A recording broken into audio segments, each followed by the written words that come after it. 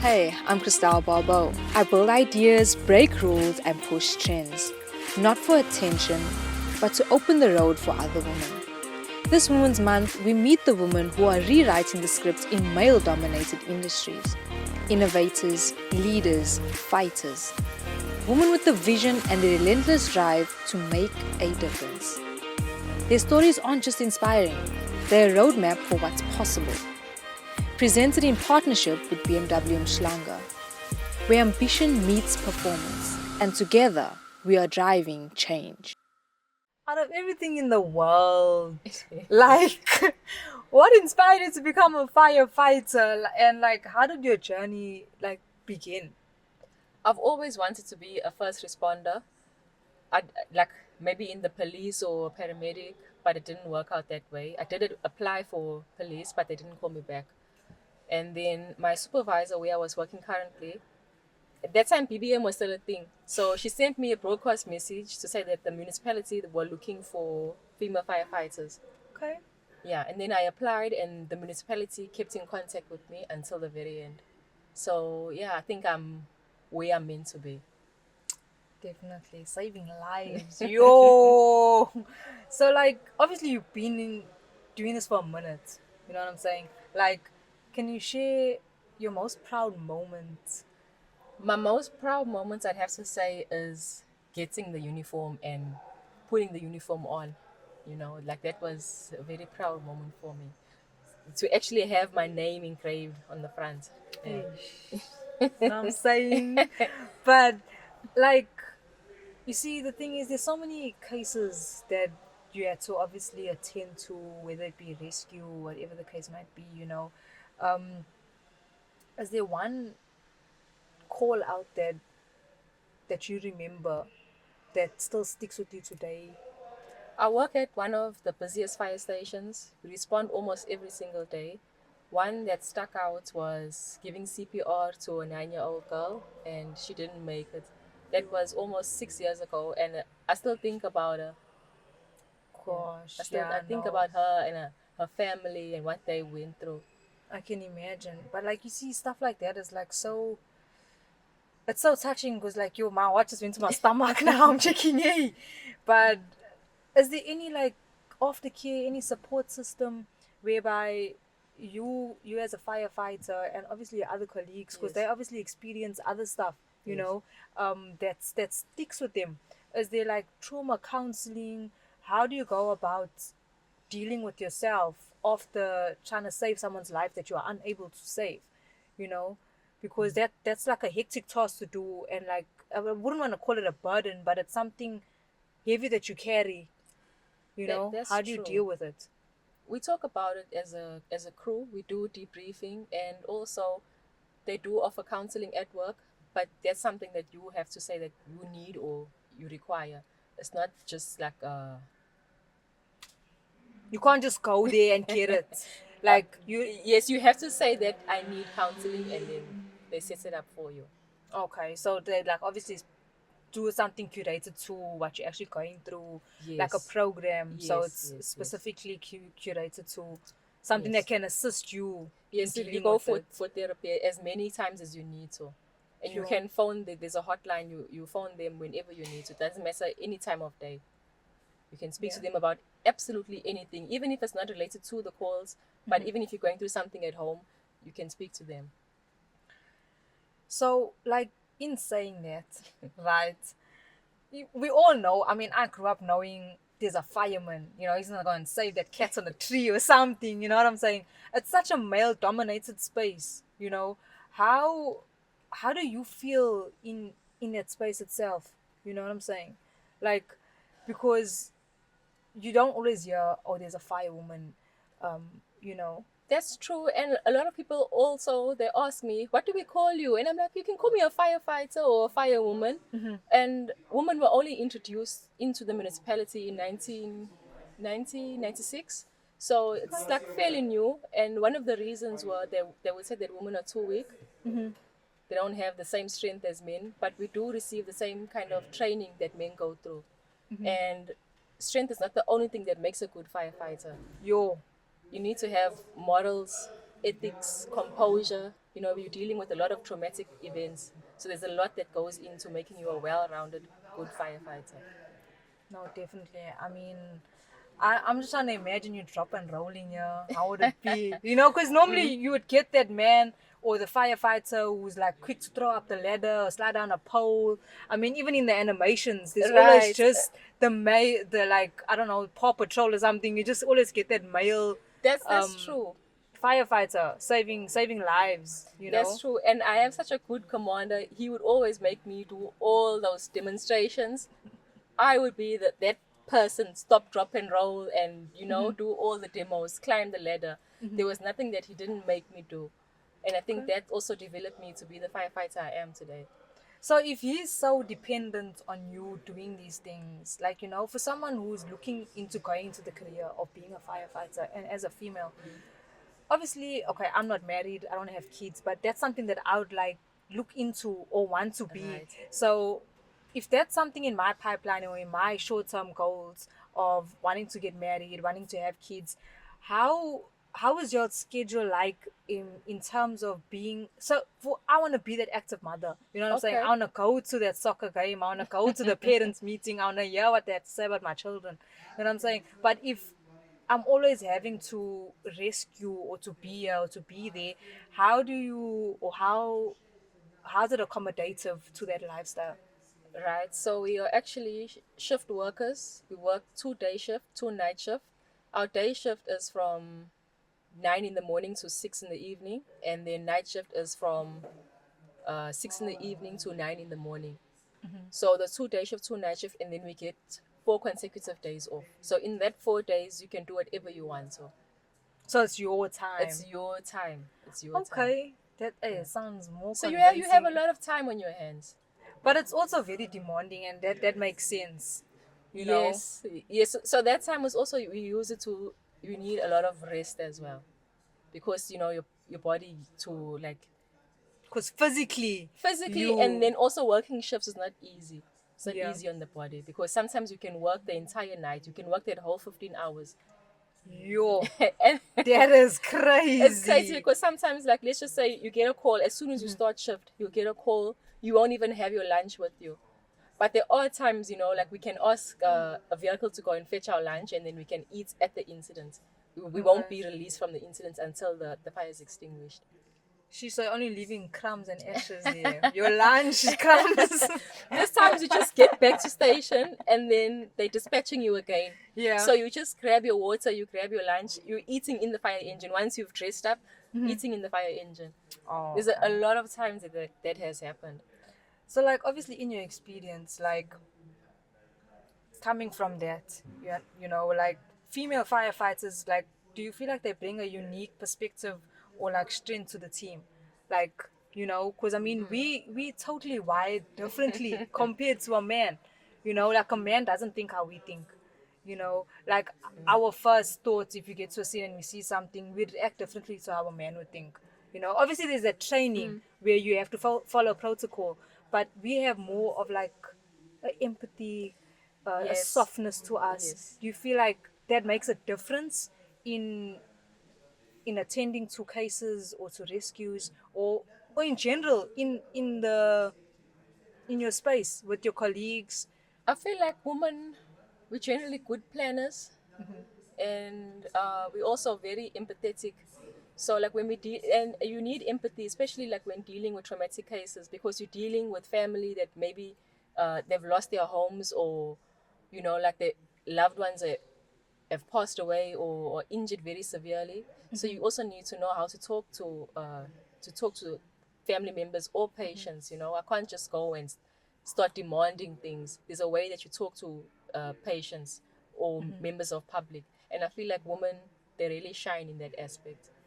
No, definitely. I mean, your power to the woman. You know what I'm saying? We always have that. We have that touch. You know what I'm saying? Like And it's it just comes naturally. yes. It's not like we dictate to our brain and say, "Hey, listen, think about it. This is what you need to do." Like finger go and touch, or Yes. hand go and touch, or go and hug, whatever. Because I don't know if you're allowed any physical touch or like comforting.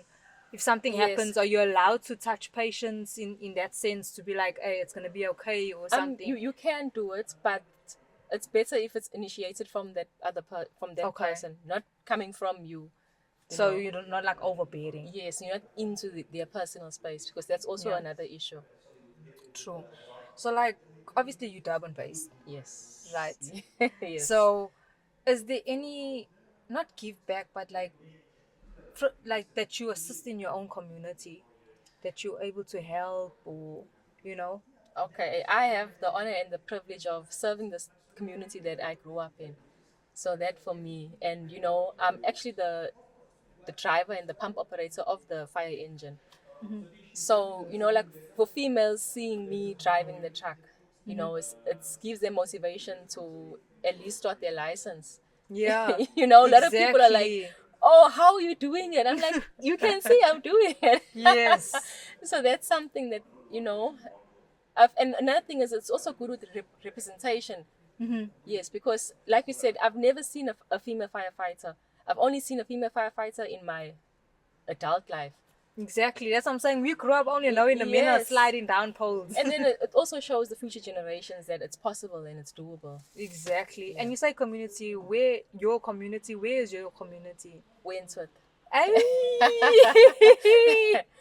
Yeah. Okay. Yeah, no, Windsor. Well, I'm borderline Windsor Bluff Yes, area. So yes, you cover yes. the whole Uh, area? there's a lot of areas we cover. We cover Bluff, Wentworth, Mopeni, Lamontville, Merebank, Yellowwood Park, Montclair. That whole area, we cover that area. As Okay. well as, like, if there's a house fire, two fire engines will go out. So the two Okay. closest fire engines will go out. So we also assist Umlazi, we assist Chatsworth and Jacobs, sometimes Prospecton as well. Okay, but So we that's cover- that's a distance. Exactly, and a lot of people always wonder, like, there's no fires, what do you do the whole day? Mm. But the thing is, we're covering a large area, and it's not just fires that we extinguish. We also part of emergency, and we do rescues as well. So anything Okay. that's classified as an emergency, we'll respond and attend to. So now you're talking a lot about driving and a lot about distancing Yeah, and a lot of yeah. this and that. Are you ever in the driver's seat? I'm the Like- driver. So you the designated driver. I'm the designated So you're the driver. one that's putting wee wee wee wee. Yes, that is me. I've been driving for 4 years now without an incident, and that's a stereotype that women are bad drivers. Exactly. Yeah, so I've been driving for 4 years without an incident, Wow, like that is a record. and I don't won't want to even say never, because never say never, but okay, so far, Justin so Bieber, good. we hear you, we hear you, we Yeah. hear you. But I'm just saying, like, okay, I love driving, but I Okay. mean, in terms of traffic and going through all of this, that thing is huge. It's massive. Yes. How? Okay, you're not that small, but I mean, how are Right. you able to maneuver? Do they send you like for special training, special driving? Like, Right. how have you mastered it? Because clearly, 4 years and someone's trusting you to still be in that seat. It Yes, takes a yes, lot. yes. And, And- as a woman, as you said, the stereotype behind it that women can't even drive, let alone true. a fire truck. Like, we're putting you in charge of this. I'm in charge. And so we do, besides your normal driving test, we do an internal driving test. And that Okay. one is more stressful than the normal driving test that everybody does. So they're making sure that, you're not going to, they limit, like the possibility of there being an accident. Okay. Yes. That makes sense. And then you also do like training. You don't just start responding. Like they build up your confidence. So maybe you'll just start by doing small things, going to the garage, filling diesel, So you'll just Yes. do non-emergency calls. Okay. Yeah. So you don't just dive straight No, in. They you don't don't. put you in the deep end. No, they don't. Okay. Only once your commander feels like you've qualified enough, then So, like, obviously, there's different siren sounds, Yeah. right? You know what I'm saying? You don't always hear the same siren sound. What is your favorite siren sound? You know, when you're about to press that button, which button do you like to press? come on, Cristelle. Give me that sound. Let's hear it as a wee, wee, wee, wee, wee, wee. What is your favorite sound? I can't answer that one. So you don't have a favorite. No, whatever gets you out of the way the quickest, that's my favorite sound. So it's the one that's go pop, pop, pop, pop, pop, pop. Yes. Okay. Yes. Okay, I hear you. I mean, there's obviously a lot of how can I say, impact that you can have on young females Right. that is looking into going into this career path, that is looking into saving lives, that is looking into being that difference, that is Right. looking into breaking the barriers and the stereotypes. Because there's a lot that comes with being in your position. I mean, there's the driving, there's you being a female, just you being a woman itself has been not necessarily a roadblock, but like you have to go through so much in order to be where you are. What would your advice be to that young girl who envisions herself trying to make a difference, trying to be something different, but like is bound by the thoughts of, but a man can do it better, and I can't, for example, not that I can't drop and roll frontwards or whatever, you know what I'm saying? Like there's always these questions that we build up in our own heads that limits us to become the better versions of ourselves, because we feel, okay, this is a more comfortable career that I can monetize on, for example, or like let me rather become a nurse or a lawyer, something comfortable, outside of what you really want to do or what you really have a passion for, because there's a lot of ways that you can help people in. But That's true. I mean, for a woman, or okay, I wouldn't say necessarily a woman, say someone in high school, a female who really wants to become a firefighter, but there's these limiting thoughts of her wanting to go into a male dominant space. Do What would it. your advice be? Do it. You know, you have to push yourself and don't listen to anybody that says it otherwise. You have to have self belief in your own ambition. Uh, I hear you. It makes so much sense, because there's, as I said, it's limiting. So if I'm able to have self confidence in myself, I'll be able to push myself to a level where I'm like, I want to get this. I'm gonna get this. I'm gonna go for the physical training, because Yes. I mean, it's not easy. You can't just get up and run. You know, I mean, I saw you guys pulling sandbags. I'm not out here trying to pull a sandbag or roll a tire. You know, those things are heavy. Like, how did you also maintain your physical fitness side of it? Every fire station has a gym. Every single fire station, and you do get designated hours to train. Okay. And then but every day we need to either go for a run or we need to go to the gym. We have to do something. Does that get tallied up, like it gets recorded? Or No. it's just for your own personal Yes, yes. And strength? there is like a designated time. So at that time, that's what we're all supposed to be doing at the station. That's what we do, in fact. Okay. Um, So and you do also- it as a team? Yes, as a team, we all go to the gym or we all go to the go for a run on the beach. That's something that we do. Yo, I can't see your calves through there, but it must be big. Yo, the beach runs kills me. I could never. Okay, I used to run on the beach, but I mean, it's not something that I'm capable of doing anymore. But yo, yeah, no, that finishes you. But- There's a lot of training as well. So, like, all round, you actually covered. You got the support system. You got the physical side of it. I mean, the support system assists with your mental side of it. You also got the fact that you're assisting, you're helping, you're encouraging, you know, and I feel like those are all values that not only a firefighter should have, but a normal human, you know, walking the streets. Like some people lack, like they're very so inhumane. They see something happen and walk past it. You know what I'm saying? How would you advise someone not to be a better person per se, but like to also contribute in a way that helps society grow or have that Ubuntu spirit, you know? Basically, have compassion for one another. Definitely. You know, and help where you can. We're all going through different things at different times. Just be there for each other. Yes, And a little help goes a very long way. definitely. I totally agree with that. Like you can't save the world, you know, we're not all wearing capes. You can just do what you can.